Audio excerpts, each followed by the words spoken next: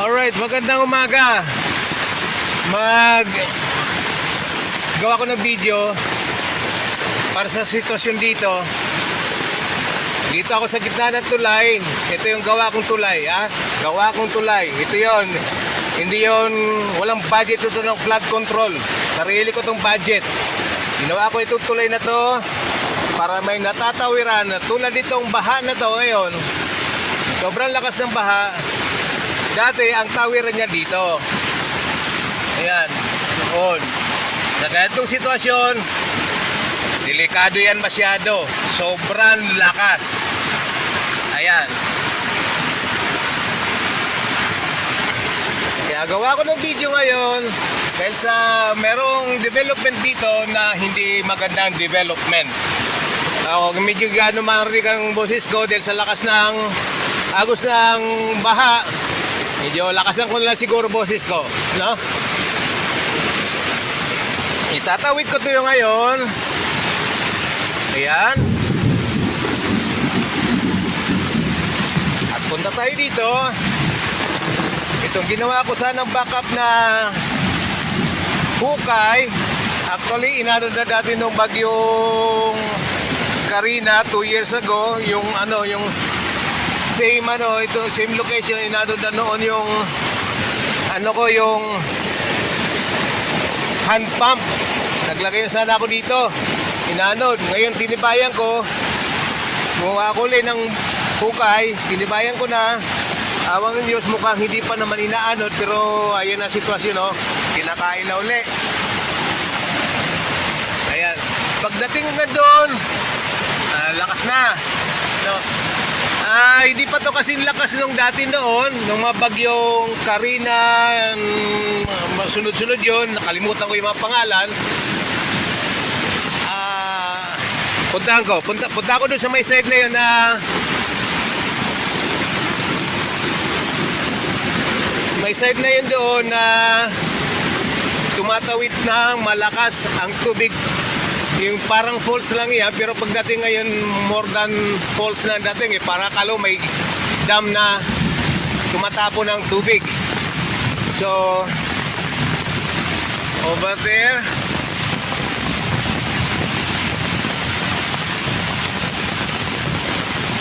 hindi ako makapag-operate ng cellphone kasi may payong ako, pinapayungan ko lang yung cellphone. Ayun yan siya. So, sobrang lakas ng ulan. Sobrang lakas ng baha. Let's check this out. Ayan. Okay. Talagang nag-aalimpoy sa galit ang tubig. Na? Ayan, oh. Oh, grabe. So, tingnan ko lang uli ang sitwasyon, baba ko pa uli. Alright. Tingnan natin dito. Meron pala sila ditong bathtub.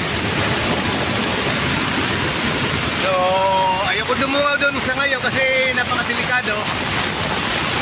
Pero ayan na yan.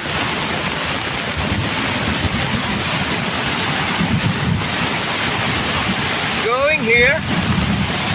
Alright. Dinig nyo naman siguro kung gaano kalakas, Ayan. Okay.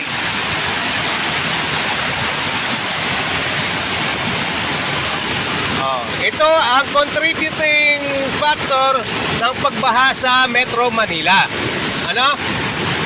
Ito ay contributory na source ng tubig sa Marikina River.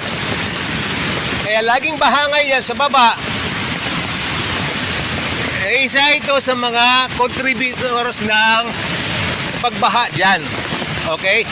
Kung dito nga kami binabaha, what more doon sa ibaba? Kasi nasa taas kami. Ngayon, ito ngayon ang siste.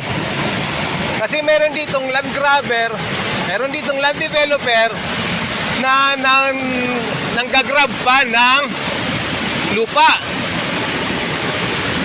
Nako, ito na. Mukhang inano na doon sa may bumulwak ng tulay. Ang lakas na ito ah. Hindi pa to kasi lakas kanina. Ngayon ay ito na oh. Kinakabig na yung mga oh. Oh my God.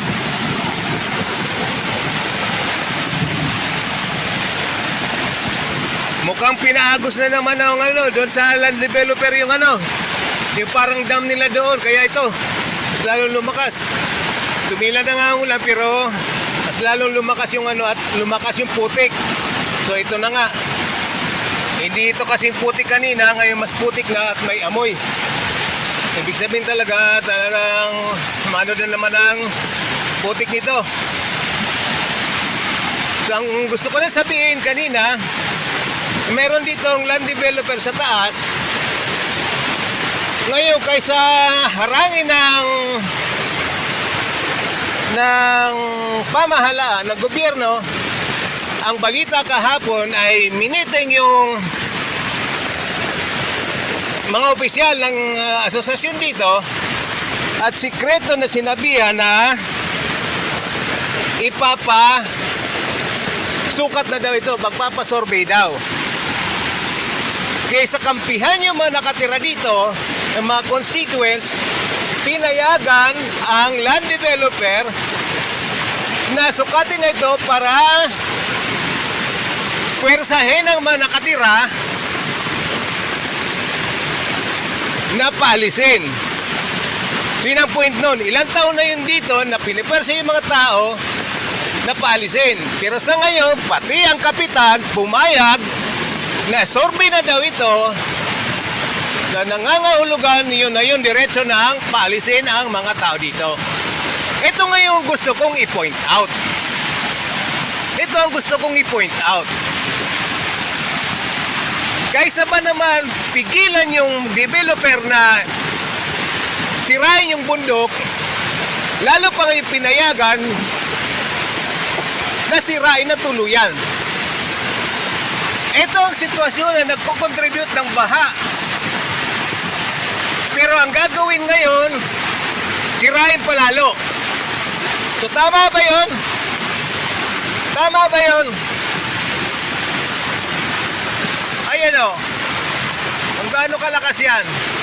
Ngayon papayagan ng developer na sirain ito. Ha? Payag mismo ang kapitan na galing na daw doon sa munisipyo. May screenshots ako.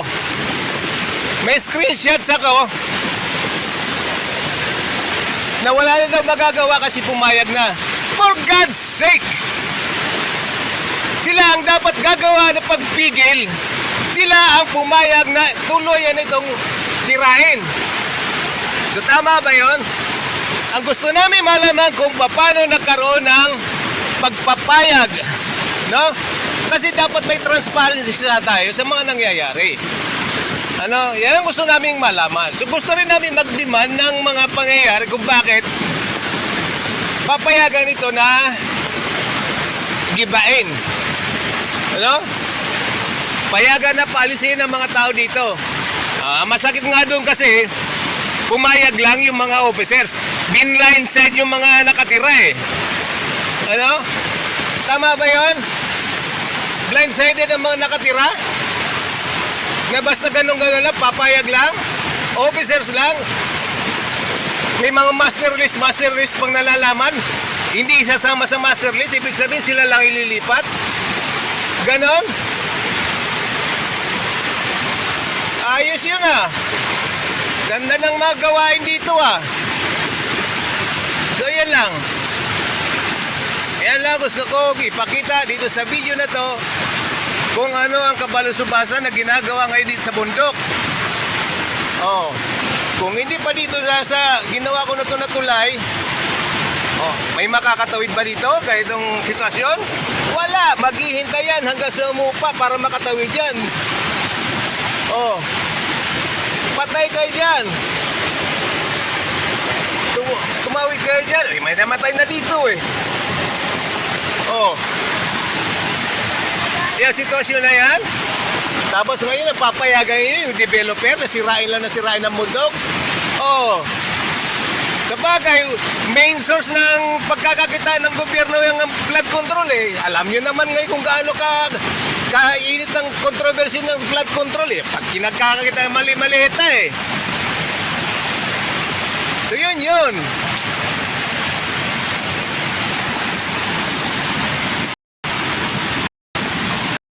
Kailan kami umiimik. Pero ngayon nakaalantanan na kumakalansing ng halatang may kumakalansing ng alkansya. O hindi, umpisa na natin. Laban ito, laban. O yan ang sitwasyon. Nang dahil sa korupsyon. At ang korupsyon hindi lang sa kataas-taas na nagsisimula, pati pala sa baba. No? Pati sa baba. Nag-uumpisa sa baba ang korupsyon. So ito ngayon, magtiis na naman ngayon nasa Manila, magtiis naman ngayon mga binabaha. Okay? Nakita ko na post nun mismong San Mateo, bahang-baha eh. Nagpapasalamat pa nga iba, buti pa doon sa Marikina, maganda yung flood control project eh. Imagine na nasa kataasan ng San Mateo pero binabaha. Ito may sa mga dahilan. Paano yung bundok sinisira?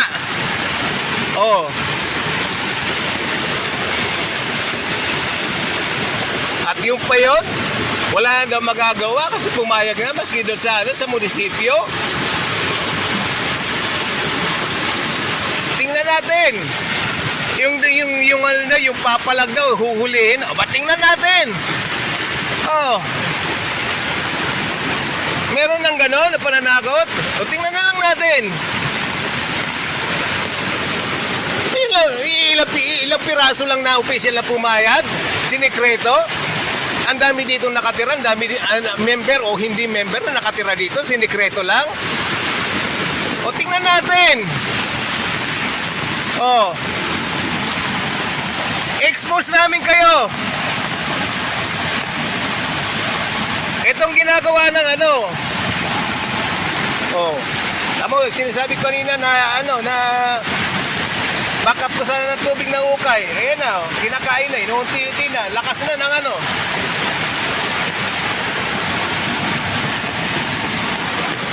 Magbibideo na ako ng magbibideo ngayon. Ayun ang tahimik eh. Makyat dito para tahimik lang buhay. Ito, gulo pa lang dyan dito eh.